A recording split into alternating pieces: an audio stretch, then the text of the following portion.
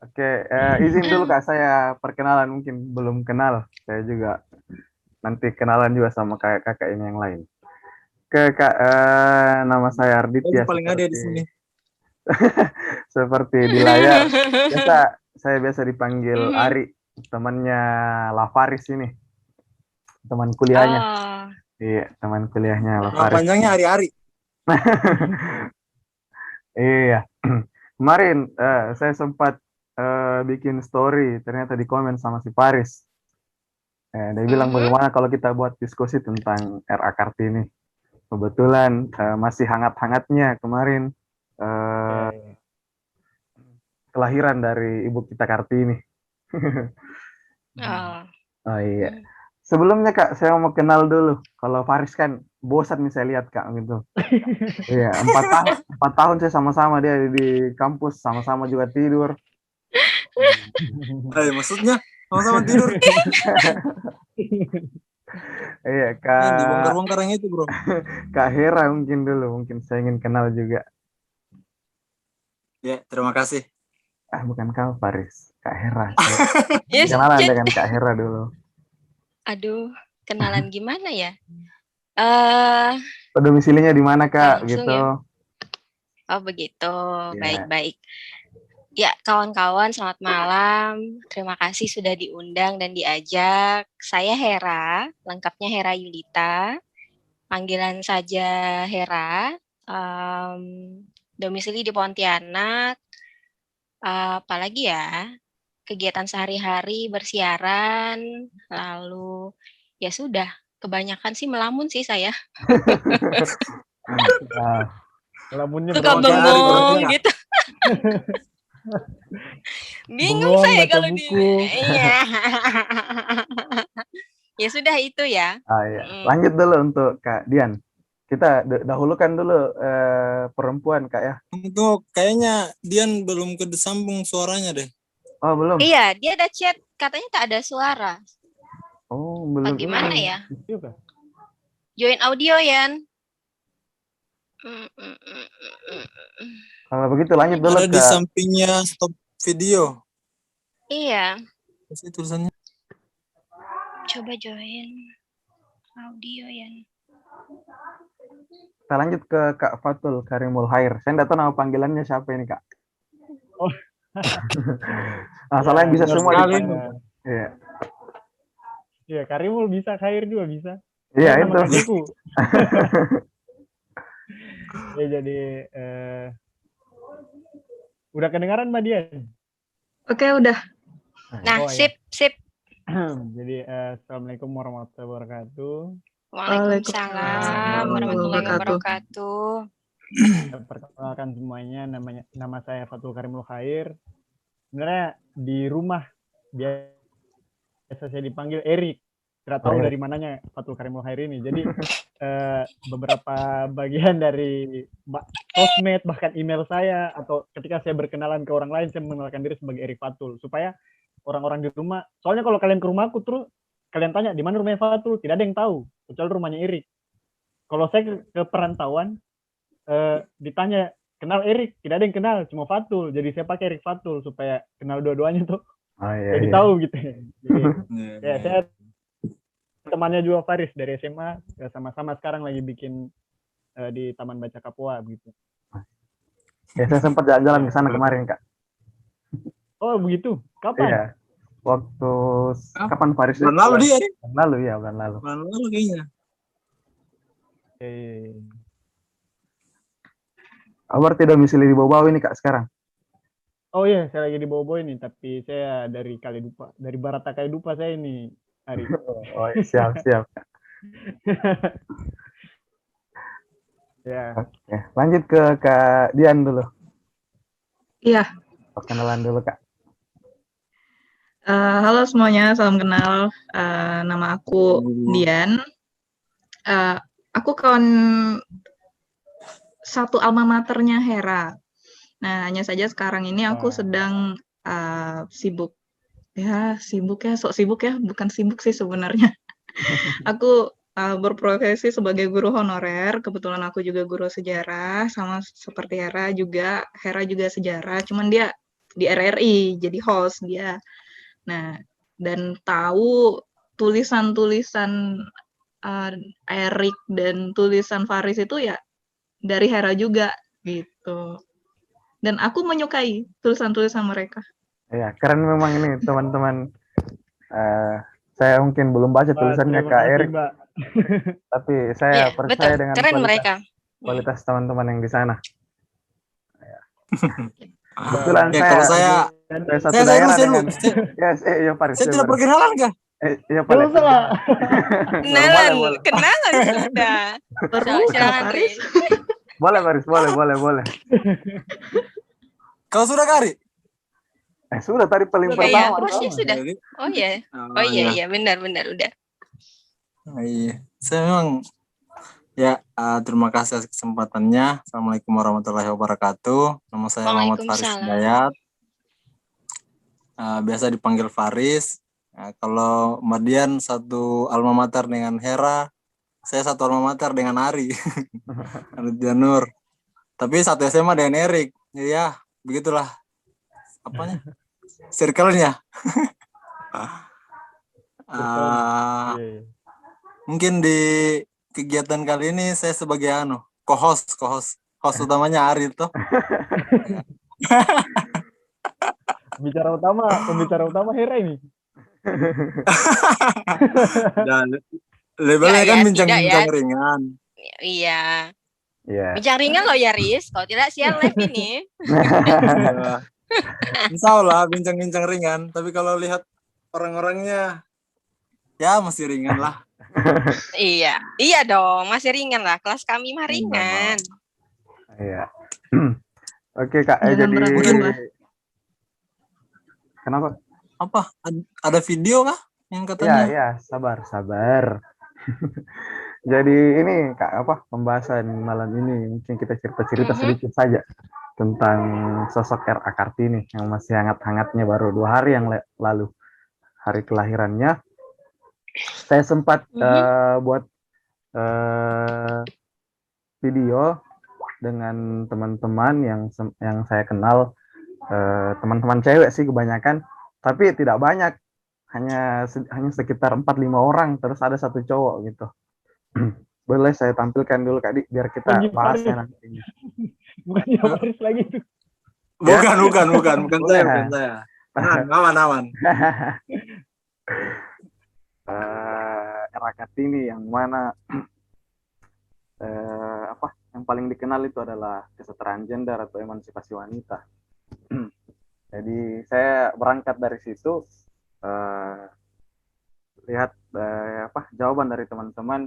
Ada yang mungkin hanya tahu luarnya saja, hanya yang ingin tahu dia cuma tahu Kartini ini hanya seorang sosok emansipasi wanita gitu. Ada juga yang cuman yang tahunya bahwa yang tadi jelaskan ada 3 domain katanya. Cuma Kartini bisa mendobrak itu, bisa menghapuskan itu atau mengikis kebiasaan itu. Bahkan ada juga yang skeptis dengan adanya kesetaraan gender tadi teman. Entahlah, mungkin karena dia laki-laki jadi dia jawabannya masih skeptis tentang kesetaraan gender. Mungkin saya tadi Tidak mau jauh mengalah di. Iya, dia belum mau mengalah dengan kesetaraan gender tadi. Itu masih satu laki-laki saya tanya, entahlah dengan laki-laki yang lain. Bisa dia Faris diarahkan lagi. Ya, mungkin dari video tadi adalah gambaran sedikit tentang bagaimana pandangan umumnya, mungkin kurang lebih teman-teman yang ada di sekitar kita terhadap memperingati hari lahirnya Ibu kita Kartini. Kayaknya lebih menarik mungkin kalau kita mendiskusikan berangkat dari pandangan-pandangan umum tadi. Siapa tahu ada yang punya pendapat dulu atau ada yang punya argumentasi awal yang mungkin bisa mengomentari tentang pandangan-pandangan teman-teman tadi, atau bisa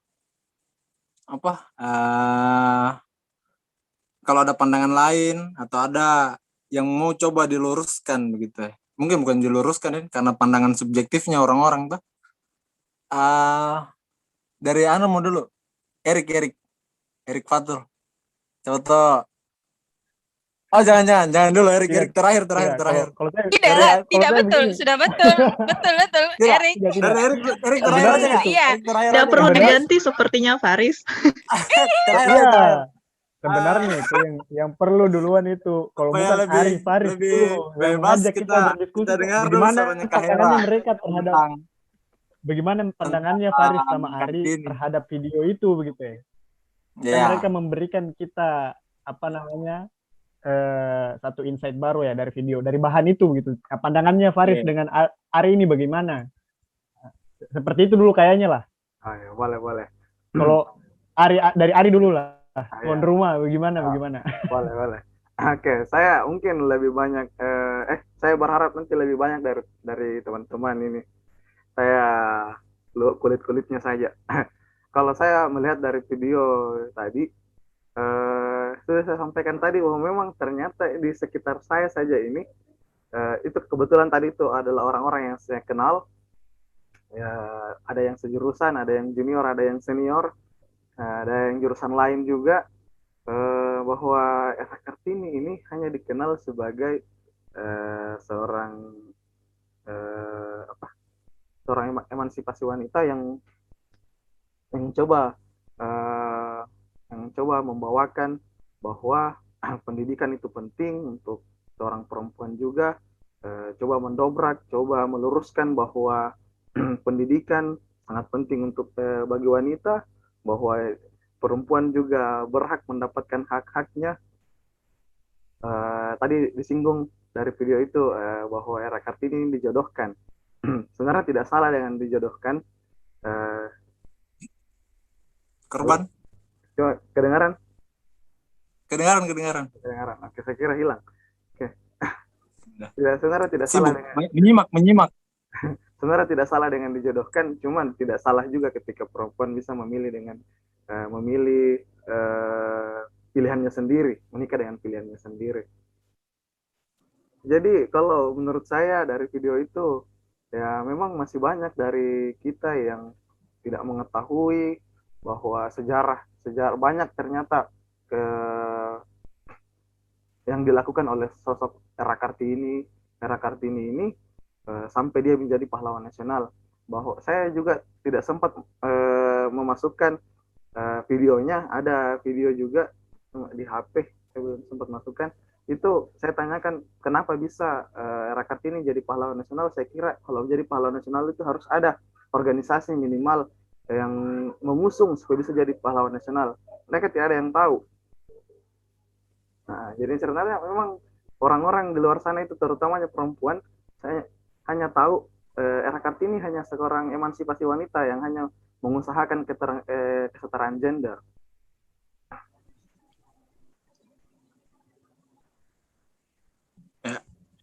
Mungkin kemudian saya tambahkan. Saya lagi. Ya, silakan. Oke. Ya, saya tambahkan. Kalau menurut saya, mungkin pertama begini.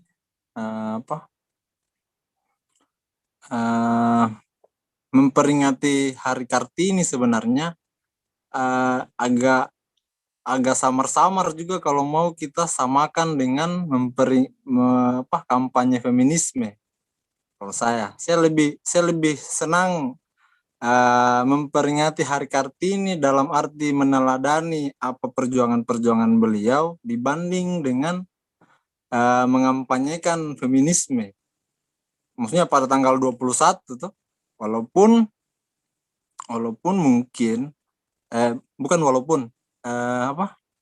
karena kalau menurut saya, kenapa kita lantas wajib hukumnya memperingati Kartini, hari lahir Kartini, sebagai sebuah euforia, sebagai sebuah perayaan, sebagai sesuatu yang harus diperingati lah.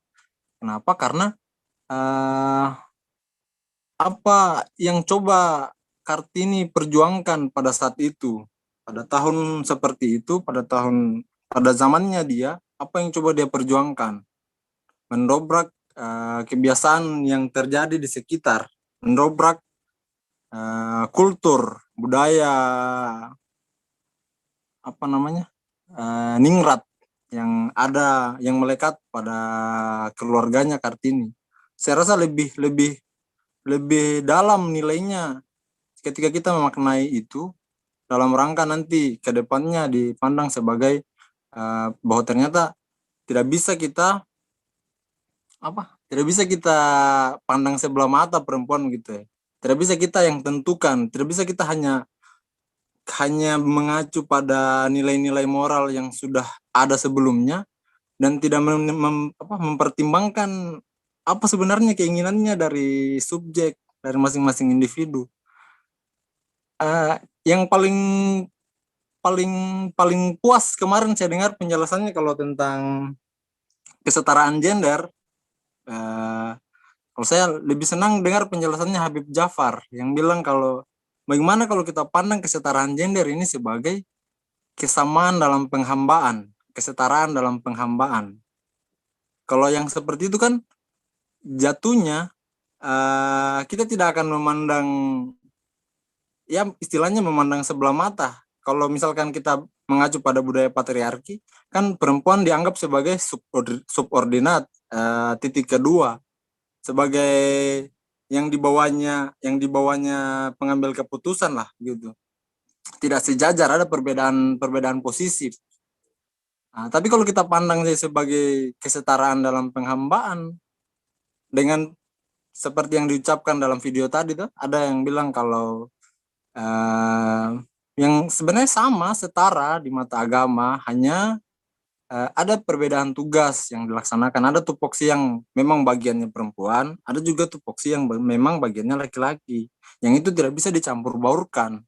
Ya memang berbeda secara biologis. Tapi kalau kita pandang sebagai kesetaraan dalam penghambaan, saya rasa tidak akan ada ketimpangan di dalamnya begitu. Selain membahas tentang feminisme, karena feminisme sendiri kayaknya nanti dijelaskan sama Erik toh bagaimana sebenarnya ini, bagaimana apa samar-samarnya sebenarnya ini feminisme begitu. Kayaknya agak menarik sih. Mungkin itu dari saya. Kalau saya lebih ke situ, lebih ke memperingati Hari Kartini sebagai meneladani apa-apa nilai-nilai perjuangan Kartini dibanding dengan digaungkan lebih besar untuk pergerakan feminisme. Kita lanjut, saya yang lanjutkan. Lanjut ke siapa? Ke Hera dulu lah. Baru ke Kadian, baru ke terakhir Erik. Oh, closing statement Erik ya. Siap. Gini sih, kalau saya lihat video tadi, lalu penjelasannya Ari sama Faris, saya mau nanya justru Riz sama kamu. Tadi kan Faris bilang justru kalau Hari Kartini 21 April itu tidak untuk memperingati feminisme kan? Lalu yang diperingati apa, Riz?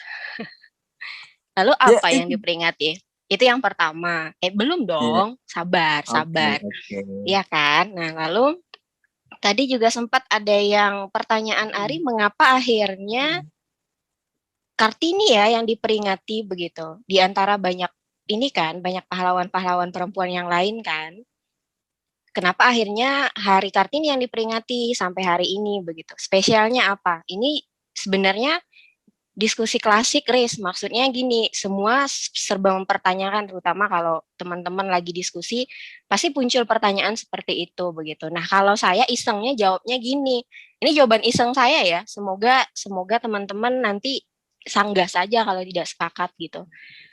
Justru karena Kartini dekat dengan Belanda kalau menurut saya gitu. Jadi ada efek gini loh. Ada efek seolah-olah, ini kalau saya mikirnya, kenapa dari sekian banyak pahlawan-pahlawan itu yang kemudian terkesan di blow up ya, yang diangkat itu Kartini, supaya tanpa sadar kita juga akan mempromosikan dalam tanda kutip ya, jasa-jasanya Belanda gitu dari seorang sosok perempuan yang bernama Kartini. Saya isengnya mikirnya gitu. Karena kita akan secara tidak langsung membaca surat-surat korespondensi Kartini ke teman-temannya berbahasa Belanda.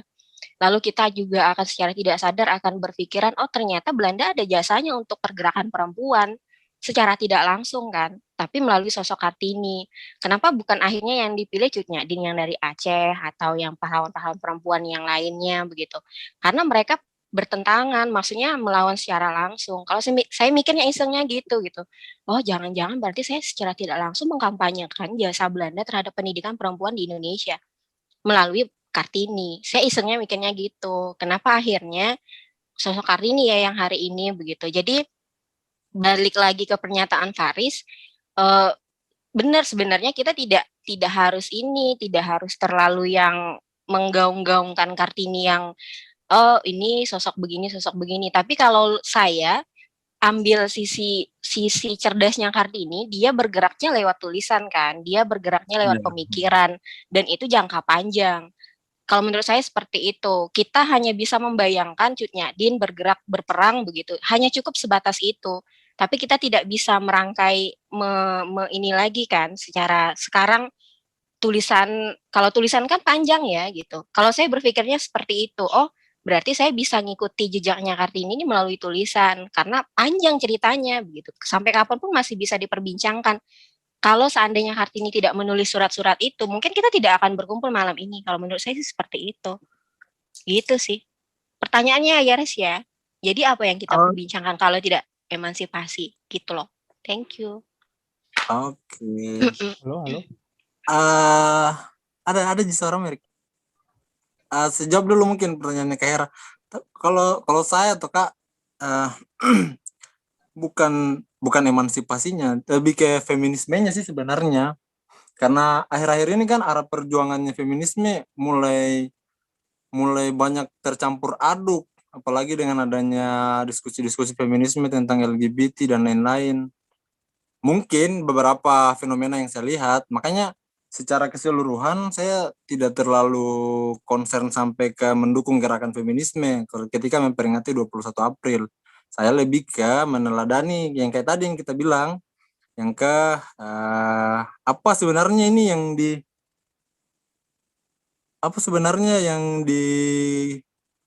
yang dilakukan sama Kartini begitu ya, melalui korespondensinya.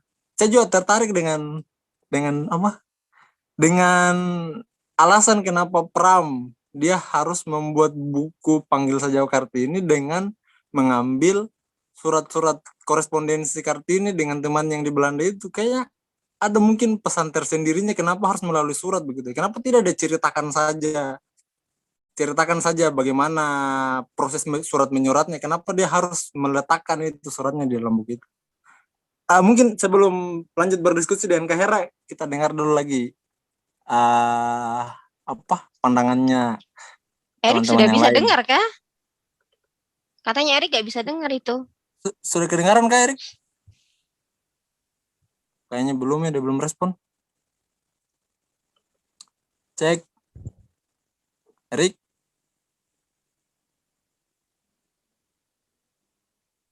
Belum. Dia nggak dengar kayaknya.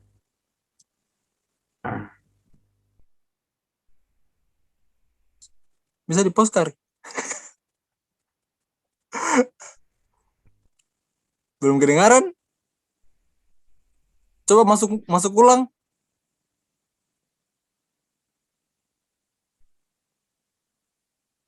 Chat aja Riz, minta masuk ulang. Karena percuma kan kalau kita kasih tahu gini dia nggak denger.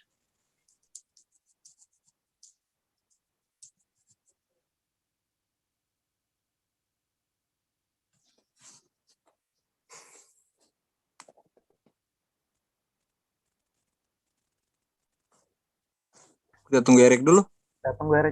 Biar dengar semua toh. Iya, tunggu Erik.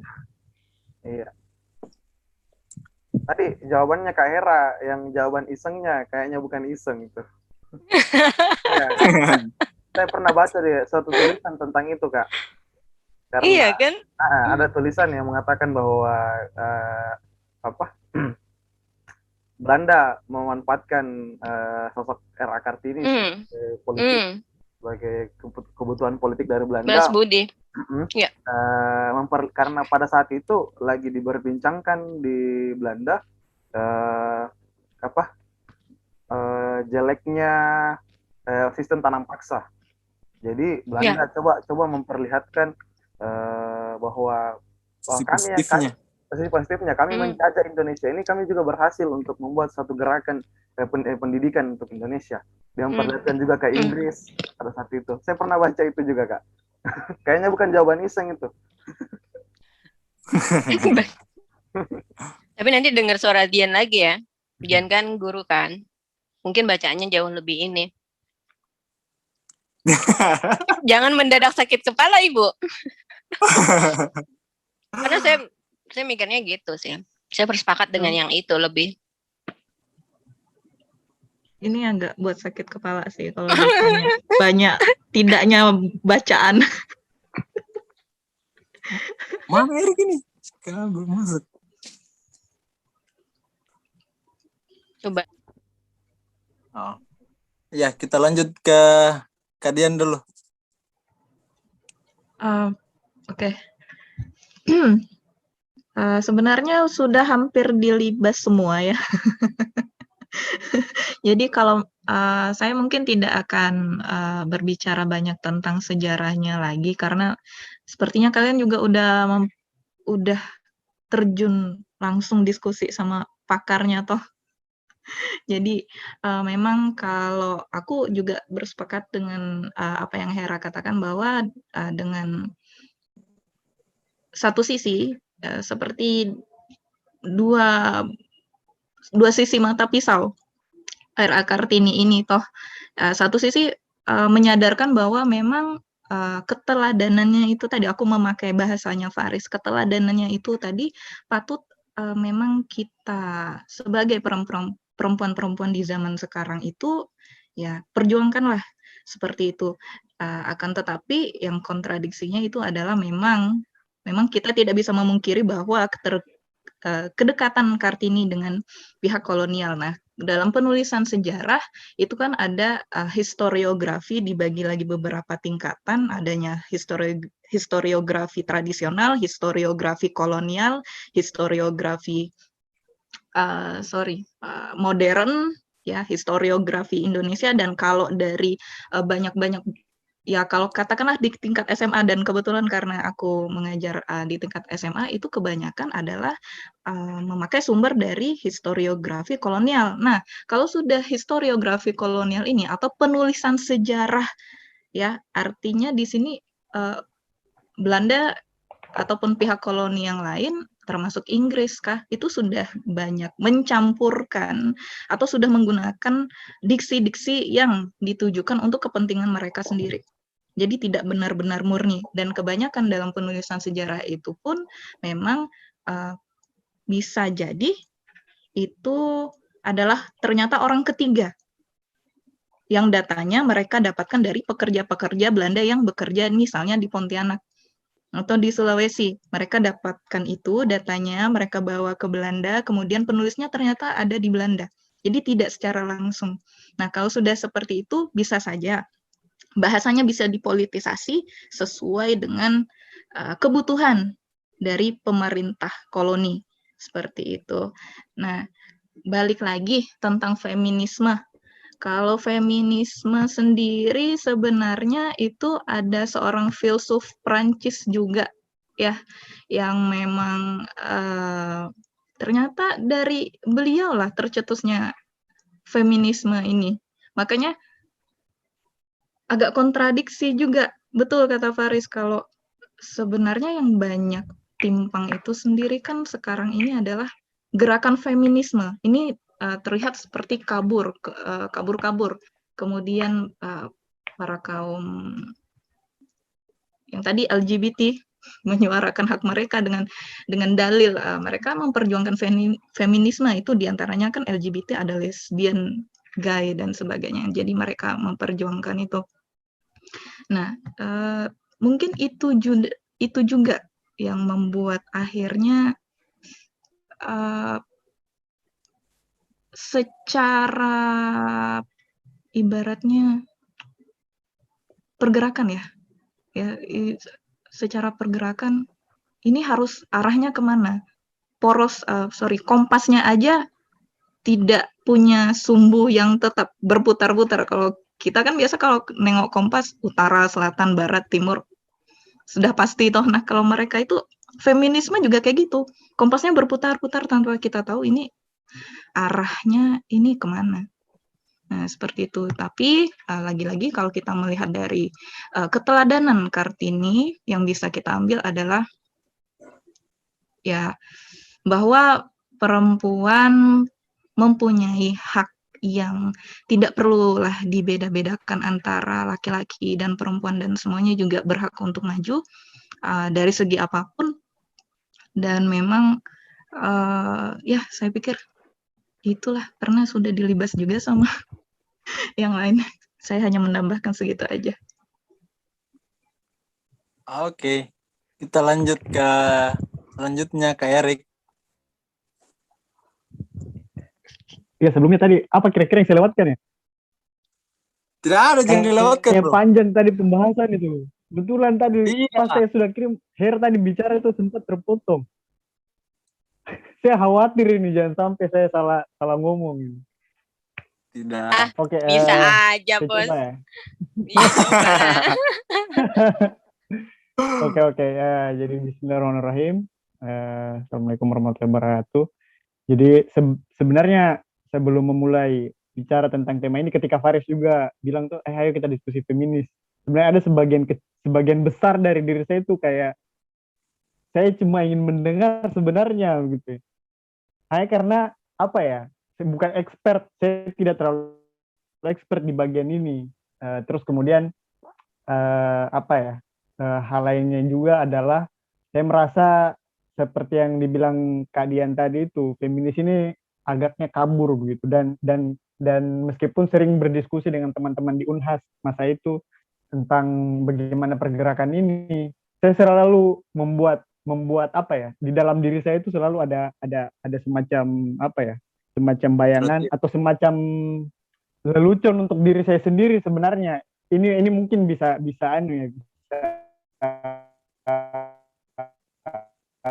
salah, tapi saya selalu merasa bahwa memahami perempuan tuh dan sulit sekali kau pahami itu. Coba memahami feminisme, kalau kau bisa pahami itu dengan segala kontradiktif dan sebagainya. Maksudnya kadang saya bingung bagaimana, apa karena dan ini bukan karena bukan karena saya diskusi sama teman laki-laki, justru karena dengan beragamnya saya berdiskusi dengan teman perempuan. Jadi seperti yang dibilang sama Mbak Dian tadi, saya juga merasa bahwa ini semacam suatu gerakan yang kabur. Saya harus jujur bilang seperti itu. Nah, tapi kemudian halo, ini saya tidak terputus-putus kah? Tidak, Ji. Bagus, Ji. Aman kedengaran. Bagus. Yes. Oh iya. Terus kemudian kalau pertama kita soal dulu Kartini. Oh iya. Terus hal lain yang ingin saya katakan sebelum memulai poin saya adalah, pun kalau misalnya ini ada benarnya, ini datang dari Tuhan. Kalau banyak salahnya memang dari saya yang kurang bacaanku terhadap ini. Jadi murni memang kepandiranku untuk bicara soal ini karena bukan expert saya. Tetapi kalau kita bicara soal Kartini, pertama-tama apa ya? Saya merasa kenapa dia bisa jadi pahlawan nasional tuh? Ya karena Indonesia yang ingin buat dia jadi pahlawan nasional gitu. Bagaimanapun polemik di dalam itu, dia memenuhi syarat-syarat menjadi pahlawan nasional. Ada undang-undang yang mengatur memang tentang syarat-syarat menjadi pahlawan nasional itu. Yang menjadi persoalannya orang, seperti tadi sudah dijelaskan oleh Hera juga. Pertanyaan yang pada umumnya muncul di anak-anak sejarah itu biasanya, kenapa sih harus Kartini? Kenapa bukan yang lain?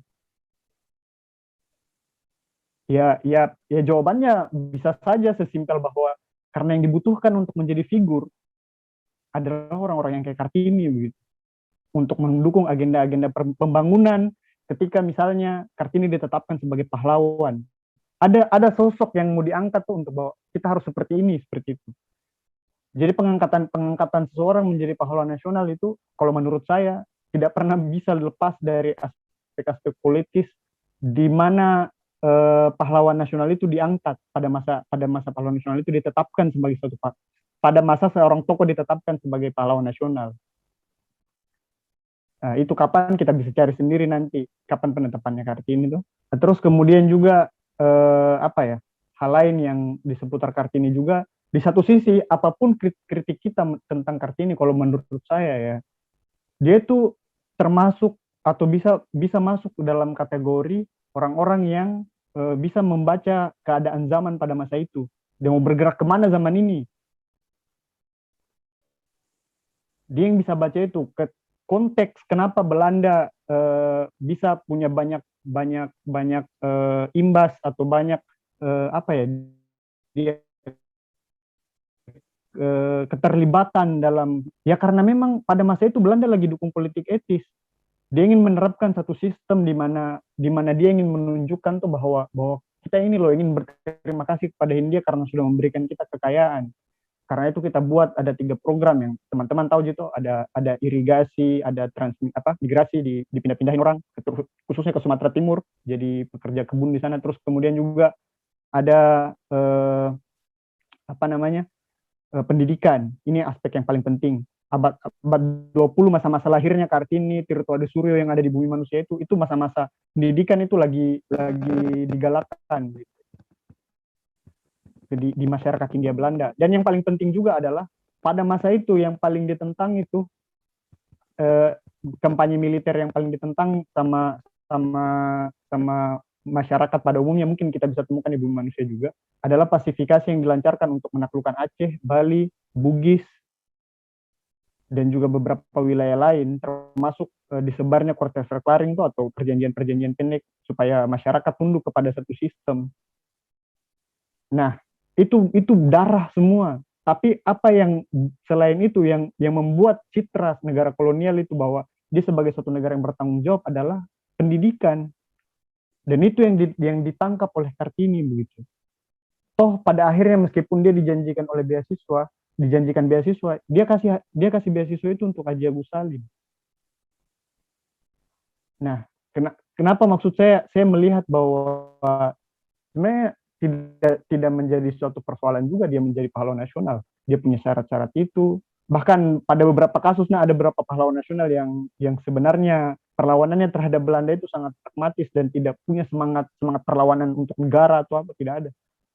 Dia sangat pragmatis sih, tapi diangkat dia jadi pahlawan nasional. Jadi kalau kita bicara Kartini sebagai pahlawan nasional, yang harus kita pahami adalah konteks pahlawan nasional itu sendiri, gitu.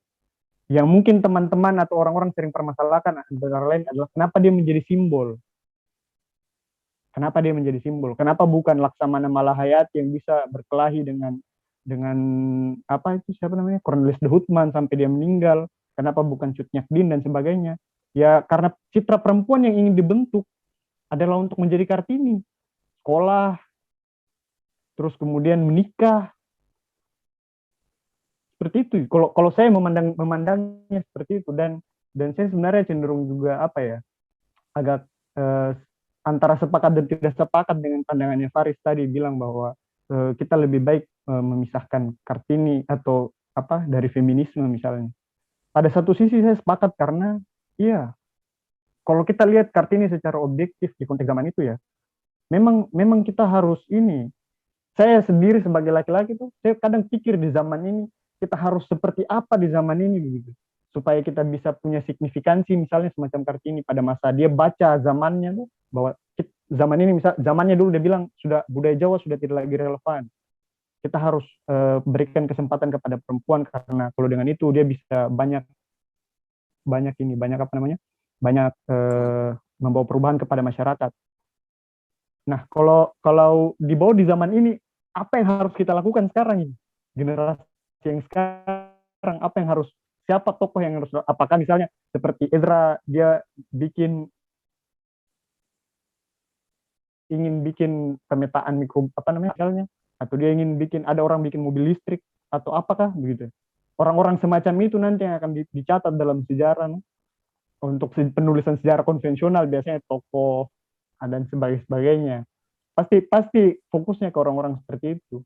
Saya pikir seperti itu kalau saya melihat ini. Terus kemudian juga hal lain yang dicatat terkait Kartini, kenapa kemudian biasa orang kan dia bilang menulis gitu Kartini. Dia menulis surat, dia curhat kepada temannya setelah Zehan Delar, Nyonya Abendanun dan sebagainya. Terus kemudian tiba-tiba dia menjadi seorang pahlawan. Kita menganggap iyo, karena pada masa itu siapa yang bisa menulis dalam bahasa Belanda dengan mengutarakan pikirannya sebegitu jernih gitu. Lalu kemudian kalau kita lihat juga, kita tarik ke belakang tuh, kalau kita tarik ke belakang, kan ini temannya Kartini bersurat itu adalah orang-orang Belanda yang dukung juga dia untuk yang paksa dia tuh, ayo sekolah. Aku pergi ke Belanda, saya kasih beasiswa, itu pemerintah Hindia Belanda. Kenapa bisa demikian ya? Karena memang corak feminisme awal di Hindia, di Eropa sendiri yang terinspirasi dari abad pertengahan tahun 1600-an itu. Kalau di sini tahun 1600-an ada Laksamana Malahayati, mungkin di Buton ada Waodewau, di Makassar mungkin ada siapa begitu yang berperang raja-raja. Yang di Eropa pada masa itu tuntutan awal feminisme memang adalah tentang hak pilih. Bahkan kalau kita lihat ke Yunani kuno itu tuh, yang dilawan itu pertama poligami.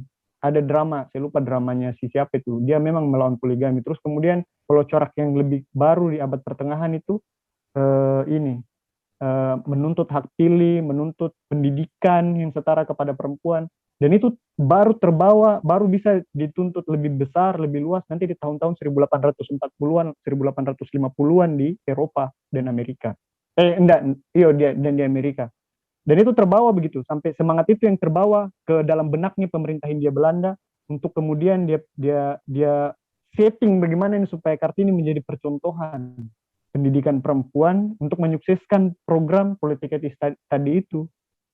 Saya memandangnya seperti itu, teman-teman.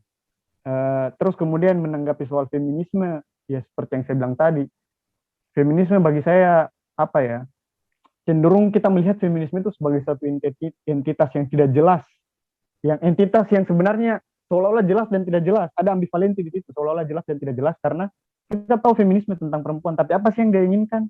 Bisa berbeda-beda banyaknya. Nah, pertanyaannya kenapa dia bisa berbeda? Saya cenderung dan saya tidak pernah menemukan ada satu tulisan feminisme yang betul-betul baku bahwa inilah feminisme. Paling cuma definisi umum bahwa feminisme adalah menghilangkan ketertindasan dan mengangkat derajat perempuan untuk sama dengan laki-laki, kesamaan derajat antara laki-laki dan perempuan. Tapi secara spesifik, ternyata pada setiap ideologi itu punya feminisme masing-masing. Anarko ada feminismenya, liberal ada feminismenya, Marxis ada feminismenya, bahkan Islam pun ada feminismenya. Dan mereka ini saling bertentangan begitu. Apalagi di Twitter, saling menghujat satu sama lain bahwa saya lah yang paling feminis. Padahal sebenarnya kalau saya melihat tuh tidak bisa feminis itu. Bahkan kalau ada teman saya juga seorang perempuan yang belajar skripsinya dia tentang feminis, dia bilang tuh, kita diskusi, dia bilang begini, sebenarnya feminisme itu bukan, kalau menurut kita lihat secara umum, dia semacam bukan filsafat dan bukan teori yang punya pakem. Itu kenapa kalau misalnya saya baca beberapa literatur kiri dan dengar pidato-pidato dari teman-teman di Indo Progress misalnya, dia bilang bahwa feminisme harus tunduk kepada satu ideologi tertentu di atasnya, misalnya Islam. Corak seperti apa feminisme apa yang dia perjuangkan dalam Islam? Kalau kita lihat di Palestina, yang feminisme Islamnya mereka tuh adalah dianggap itu perempuan menjadi ibu itu politis sifatnya, mulia. Nah, pada feminisme anarko misalnya di pelopor Emma Goldman dan sebagainya, dia bilang kalau kau mau bebas sebagai perempuan, kau harus bebaskan dirimu dari penyembahan terhadap negara, Tuhan dan agama dan suami. Itu saya sudah kontradiktifnya minta ampun gitu. Dan mereka sama-sama menyebut atau bisa kita kategorikan sebagai sama-sama feminisme. Jadi kalau ketika teman-teman bicara tentang feminisme, saya dengar feminisme, saya selalu rujuk dia ini coraknya apa. Saya tidak melihat dia feminisme atau seorang perempuan yang kebetulan bicara tentang itu. Saya lihat lebih jauh dari itu. Saya mau coba lihat bahwa dia punya ideologi di belakangnya. Ideologi apa yang di belakangnya? Jadi feminisme itu tuh cuma sekedar semacam konsekuensi logis dari ketika misalnya seorang perempuan dia memperjuangkan cita-cita tertentu. Hal lain contohnya misalnya kita lihat di Jepang, ketika ada aliran feminisme bangkit di sana, itu pertentangannya ada 3. Ada feminisme kiri, kanan, dan tradisional, bayangkan. Yang ide perempuan yang mendukung tuh untuk kita harus tetap bersetia kepada nilai-nilai tradisional Jepang. Dan itu kontras sekali perdebatannya begitu. Jadi memang ada tubrukan-tubrukan di sana sini dalam ketika kita bicara ini. Dan anehnya saya dapat satu artikel di mana ya? Dikirimin teman saya tadi yang tadi itu. Di situ dibilang bahwa feminisme ini merasa tidak perlu untuk apa ya? Untuk menciptakan satu teori tertentu yang universal gitu, untuk merangkum merumuskan ini. Bahkan kalau teman-teman lihat sendiri di pertemuan kongres-kongres perempuan PBB antara perempuan dari Eropa tuh dengan perempuan dari dunia ketiga itu ada pertentangan yang cukup besar antara sesama mereka. Ada satu perempuan kelompok yang merasa bahwa isu ini yang kita perlukan, isu tentang KB yang kita harus bicarakan, misalnya keluarga berencana, kontrasepsi dan sebagainya. Teman-teman perempuan dari negara dunia ketiga bilang tuh tidak penting itu sekarang, yang penting tuh tidak usah kau mau paksa kita berhenti beranak dengan alasan karena kita tidak mampu kasih makan ini anaknya kita, sementara kau tidak tahu bahwa itu negaraku yang hisap kekayaannya adalah negaramu.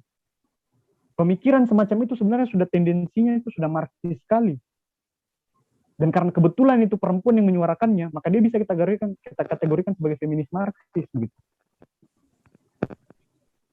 Itu kira-kira apa ya, pandangan liarku lah istilahnya. Mungkin salah, mungkin juga teman-teman punya pandangan lain lah terkait itu, terkait feminisme ini. Oh ya, satu lagi yang saya ingin sampaikan tuh, apapun yang dilakukan Kartini sebenarnya dan ketika kita misalnya menjadikan dia pahlawan nasional tuh kita tidak bisa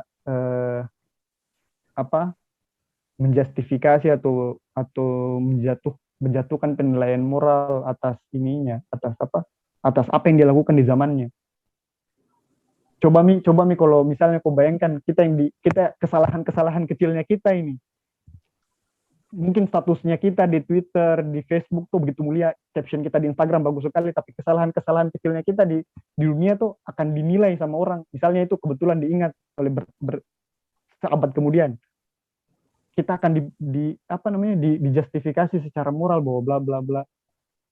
Tidak nonsens menurut saya itu kalau yang kayak gituan. Jadi menganukan juga Kartini sebagai dia pantas atau tidak menjadi seorang pahlawan nasional, itu memang harus kita tentukan. Kita lihat kembali ke konteks pahlawan nasionalnya yang kapan, bukan soal kenapa Kartininya. Seperti itu kira-kira teman-teman. Seperti itu dulu lah. Nanti lagi tambahnya kalau ada. Oke.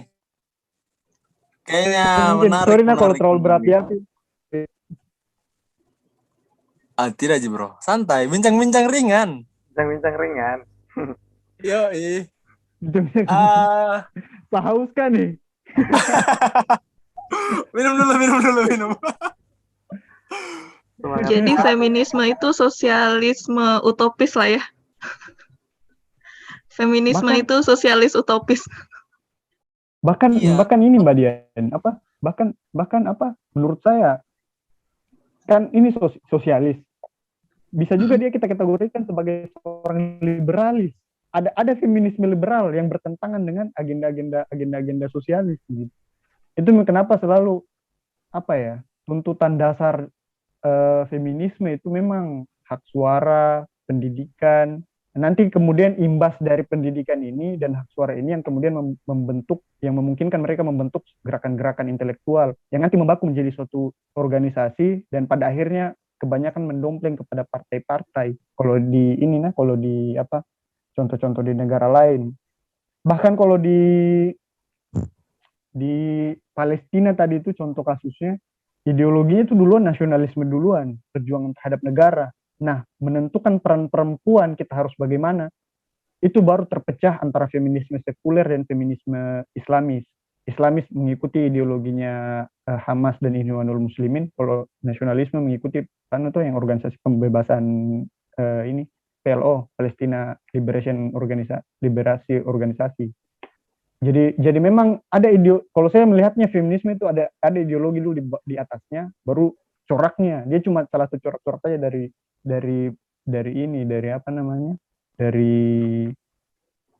ideologi besar yang ada yang lebih konkret lah istilahnya. Kira-kira gitu Mbak Dian kalau saya.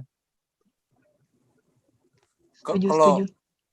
kalau saya pandang sebenarnya kan sebenarnya diskusi-diskusi feminisme ini mulai muncul banyak ketika sudah masuk dalam dunia kampus. Dan apa alasan, walaupun juga ada beberapa yang terjadi di luar, tapi kalau saya lihat, yang saya alami sendiri tuh, tapi apa yang bikin diskusi feminisme ini jadi urgent dibalik dengan semua landasan-landasan ideologis sebelumnya itu, dia coba bikin satu poros masa tersendiri bahwa perempuan-perempuan ini harus ada wadah berdiskusinya. Teori paling umum yang mereka bisa gunakan ya feminisme, walaupun sebenarnya arah pergerakannya feminisme ini ya tadi beda-beda masing-masing ideologi, hanya karena yang menyuarakannya, ketika misalkan Kartini menyuarakan tentang kesetaraan dalam pendidikan misalkan tuh yang coba kita angkat ya, bahwa perempuan juga harus belajar, harus tidak apa-apa kirim-kirim surat, tidak apa-apa baca buku begitu. Hanya karena gara-gara Kartininya yang dipandang sebagai seorang perempuan, maka itu yang dijadikan landasan bahwa oh ternyata perempuan harus ada yang diperjuangkan, dan teori yang paling dekat untuk mendekati pergerakan itu ya feminisme yang dia bawa. Walaupun ya di situ sih kekeliruannya kalau saya.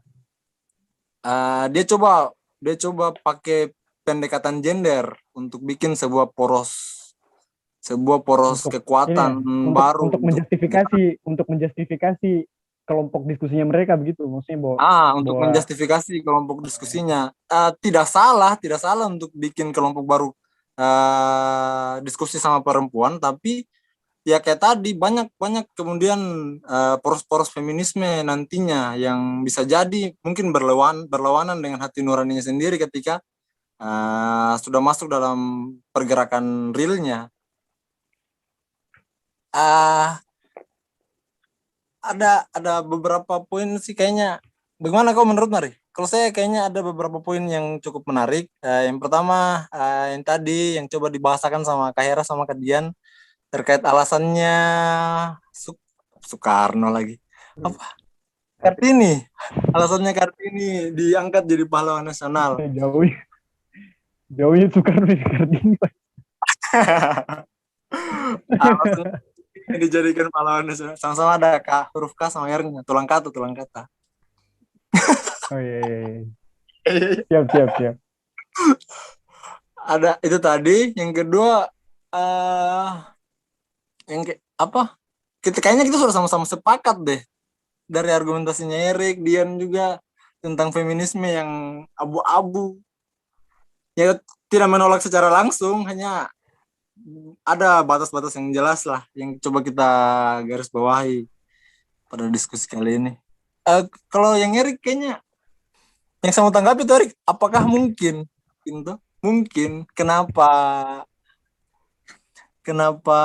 kenapa bukan Cut Nurdin yang diangkat jadi pahlawan nasionalnya untuk mewakili gender perempuan ketika masa Orba?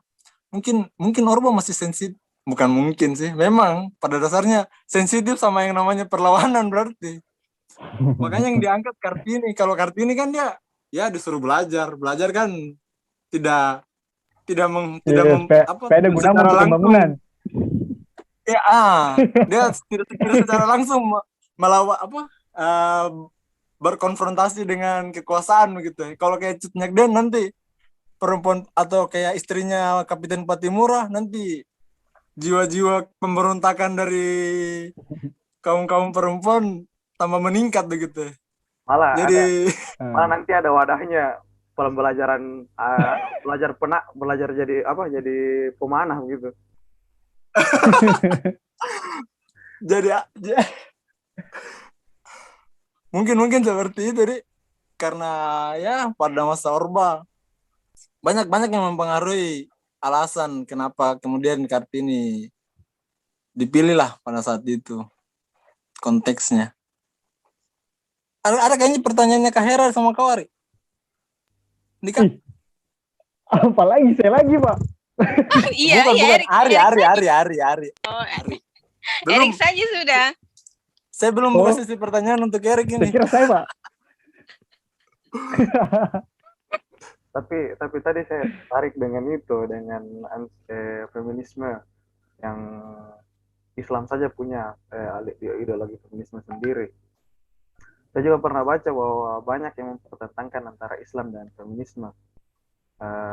Islam kan mengajarkan bahwa tubuhnya seorang perempuan atau manusia ini, atau yang lebih spesifiknya ke perempuan, adalah milik Allah yang di atas. Jadi seluruh kita berbicara tentang aurat. Jadi ketika dia dibenturkan dengan feminisme bahwa perempuan bisa bebas memperlakukan tubuhnya demikian rupa kalau dia ketika dibenturkan dengan ideologi feminisme. Seperti itu. Jadi saya penasaran dengan ketika Islam dibenturkan dengan feminisme itu. Keren tadi ideologinya dari penjelasan dari Erik, bahwa Islam memang punya ide feminisme sendiri. Yang seperti apa itu Islam punya feminisme sendiri itu? Tapi yang Mau ditanya nih, dijawab langsung sama Erik atau mungkin bukannya Hera dari kayak ini yang pihak bertanya. Maksud saya tidak Jadi spesifik sebenarnya, Erik, cuma keren tadi pembahasannya ke mengarah. iya. Jadi, Iya, sepakat Oh. saya.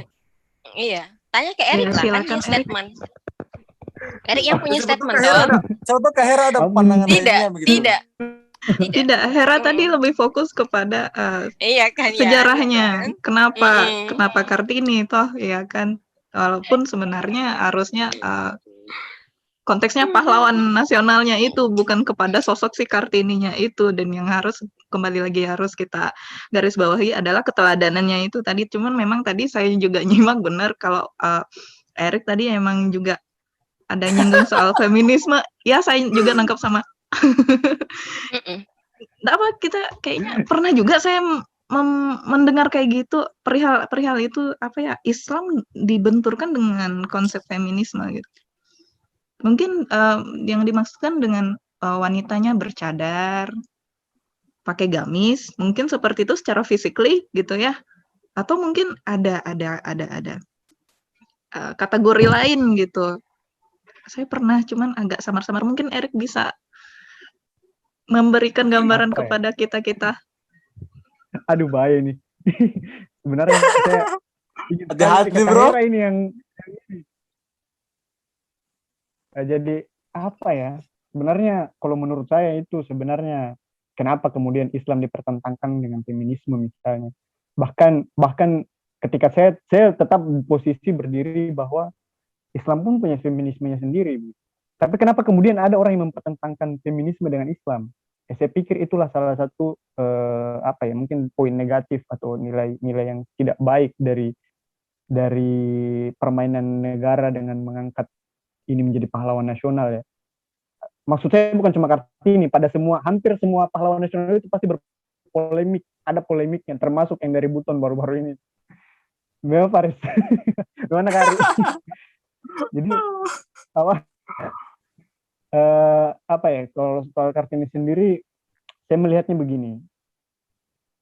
Kalau kita bicara dalam terma politik kebudayaan misalnya, kenapa bukan pertanyaannya bukan lagi kenapa Kartini, tapi pertanyaannya adalah apa imbasnya ketika Kartini menjadi satu simbol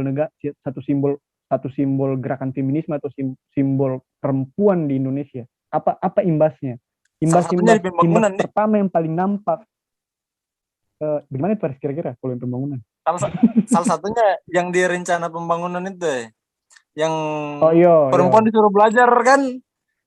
Ya, kalau saya konotasinya tuh ketika ada sebuah perjuangan perempuan untuk belajar, ya lumayan pihak-pihak kapital punya tenaga kerja tambahan lah, bisa membantu-bantu pembangunan.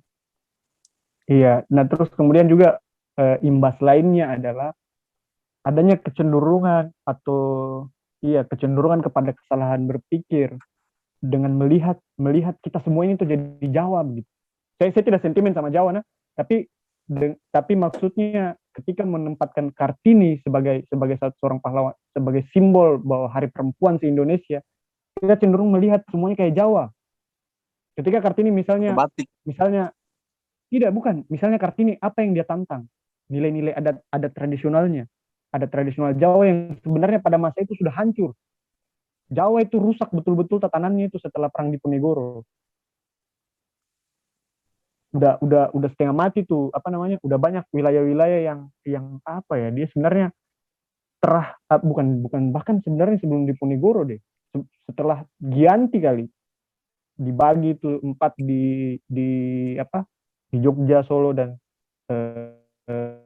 duanya apa, Mangkunegaran dengan apa, setelah itu apa ya, ketergantungan kepada VOC, terus kemudian masuk diselingi oleh Daendels, apa, Inggris Daendels, Raffles, terus kemudian kembali ke Hindia Belanda secara utuhnya, dan ada sistem-sistem pemerintahan baru yang coba diterapkan, pajak dan sebagainya, itu mengubah struktur, betul-betul mengubah struktur di Jawa yang harus dicatat itu tidak terjadi di tempat lain. Mungkin di beberapa wilayah yang dikuasai langsung sama Belanda itu terjadi, ada perubahan struktur, ada perubahan adat gitu. Kayak misalnya di Jawa itu, di tempatnya Kartini itu hancur betul, dan itu Kartini itu stres itu kayak begitu karena kebudayaannya tuh mandek nih. Sudah tidak bisa lagi ada orang yang punya legitimasi untuk menentukan bahwa oke, perempuan boleh sekolah. Semua kayak sudah jadi pakem yang anonim. Sudah tidak tahu kita harus merujuk ke siapa ini aturan, kenapa dia muncul. Sementara di tempat-tempat lain, di Sulawesi Selatan, Sulawesi Tenggara misalnya di Buton, masih ada sistem lain yang berjalan di masa itu begitu. Meskipun sudah mulai ada sudah mulai ada oknum-oknum Hindia Belanda ditempatkan di wilayah-wilayah yang dikatakan bersahabat dengan Belanda atau menjalin kerjasama dengan Belanda atau menganggap Belanda sebagai ayah misalnya. Udah ada ditempatkan itu pejabat-pejabat Belanda, tapi sistemnya masih sistem ini. Bahkan misalnya di Buton ada undang-undangnya, ada sistem hukumnya. Di Bugis masih ada itu, di Bone masih ada, dan itu kebudayaan pada masa itu tuh masih sangat dinamis. Nah, ketika kita menolak Kartini, apa namanya, bahwa kita mencerminkan semua wilayah Indonesia yang luas ini dengan Kartini, itu sebenarnya sudah satu kesalahan berpikir gitu. Kalau di sejarah apa lagi, Pars Toto Praska apa kayak itu.